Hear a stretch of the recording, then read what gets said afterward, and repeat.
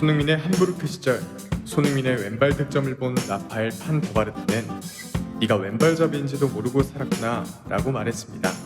그러나 이 손흥민은 원래 오른발잡이죠. 어린 손흥민의 왼토를 자처하며 많은 조언을 해준 판 더바르트마저 착각할 정도로 왼발을 잘 쓰다 보니 생긴 오해였습니다. 손흥민은 유럽 선수들은 한 발만 쓰다 보니 자신을 왼발잡이로 착각하는 일이 종종 있었다고 말합니다. 축구.jpg 이번 시간에는 유럽 축구계에서 극찬을 받고 있는 완벽한 양발잡이 손흥민에 대한 이야기를 해보려고 합니다. 토트넘 수비수 베르통어는 손흥민이 자신이 만난 많은 선수들 중에서도 특별하다고 평가합니다. 특히 손흥민의 양발이 과소평가받고 있다고 말했죠. 절친 델레 알리 역시 양발을 쓰는 손흥민의 재능은 특별한 것이라고 말합니다. 어느 발로 찰지 몰라서 수비수들에게 어려움을 주기 때문인데 때로는 왼발을 오른발보다 더 잘 쓰는 것 같다는 이야기도 했었죠.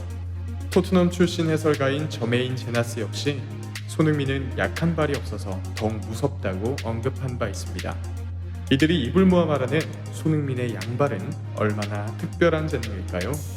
그래서 프리미어리그에서 양발 골잡이는 얼마나 희소성이 있는지 파악해보기로 했습니다. 2018-2019 시즌 프리미어리그에서 10골 이상 넣은 선수는 총 32명인데요. 이들 32명이 주로 쓰는 발에 대해 이적 전문 매체 트랜스퍼 마켓의 자료를 통해 분석해봤습니다. 먼저 리버풀의 사디오 마네, 아스날의 오바메양 등으로 대표되는 오른발잡이는 총 25명으로 78%라는 압도적인 비중을 차지하고 있습니다. 반면 왼발잡이는 리버풀의 모하메드 살라, 맨유의 루카쿠, 맨시티의 르로이 사네 이렇게 단 3명으로 9%에 그쳤습니다. 32명 중 양발잡이로 분류된 선수는 13%인 단 4명. 첼시의 에단 아자르, 맨유의 폴 포그바, 웨스트햄의 아르나우토비치, 그리고 손흥민입니다. 양발잡이로 평가받는 선수가 흔치 않다는 것을 알 수 있었는데요. 그렇다면 이 4선수는 모두 양발로 고른 득점을 한다는 의미일까요? 신체별 득점 비율을 한번 비교해 보겠습니다. 먼저 아자르입니다.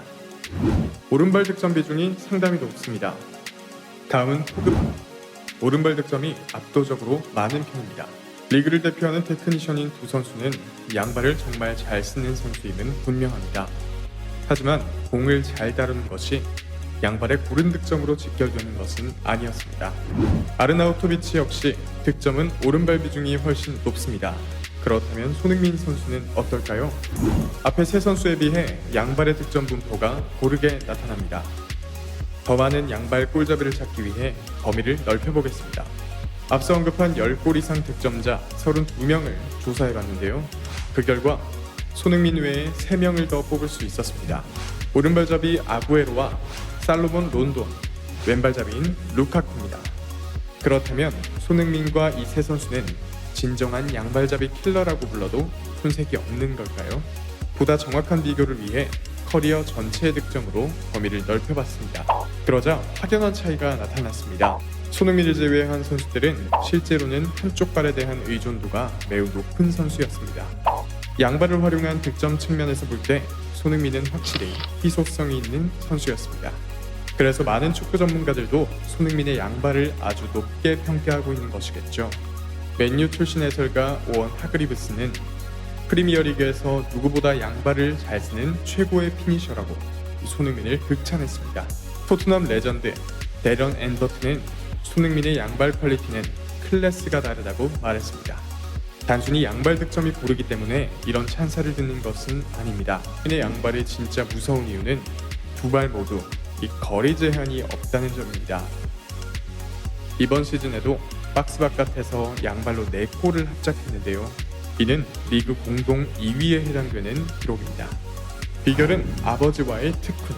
손흥민은 아버지 손흥정 씨에게 어릴 때부터 피나는 훈련을 받은 것으로 유명합니다. 2003년부터 6년 동안 축구공을 가득 담은 대형 냉장고 박스를 끌고 나가 하루도 빠짐없이 1000개가 넘는 슈팅을 때렸습니다.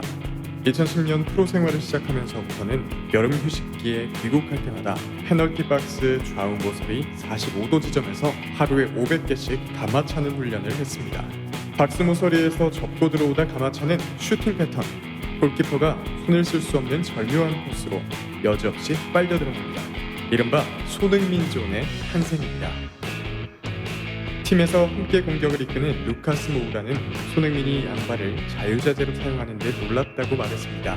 그리고 아직도 어느 쪽 발이 더 뛰어난지 모르겠다는 말도 함께 남겼는데요. 팀 동료도 가늠할 수 없을 정도로 절묘한 양발의 밸런스. 그런데 아무리 양발을 잘 쓴다지만 상대적으로 좀 더 약한 발이 있지 않을까요? 그 궁금증을 풀기 위해 양발 활용에 대한 리그 기록을 따라가 봤습니다. 먼저 리그 기준 슈팅 수위입니다. 주전급으로 출전한 시즌에는 오른발은 40개 이상, 왼발은 30개 이상의 슈팅을 때렸습니다. 합산해보면 오른발 295회, 왼발 224회로 오른발잡이다 보니 오른발 슈팅 빈도가 높습니다. 다음은 시즌별 득점 추이입니다. 역시 오른발 득점이 다소 높게 나타나고 있습니다. 오른발 44골, 왼발로 32골을 넣었습니다. 여기까지 보면 주발인 오른발이 골 생산력 면에서 조금 더 위라고 볼 수 있습니다. 손흥민의 1부 리그 통산 득점에서도 확실히 우위에 있죠. 그렇다면 양발의 골 결정력은 어떨까요? 9시즌 동안 기록한 슈팅과 골을 모두 합산해 정확도를 비교해봤습니다. 그 결과가 매우 흥미롭습니다.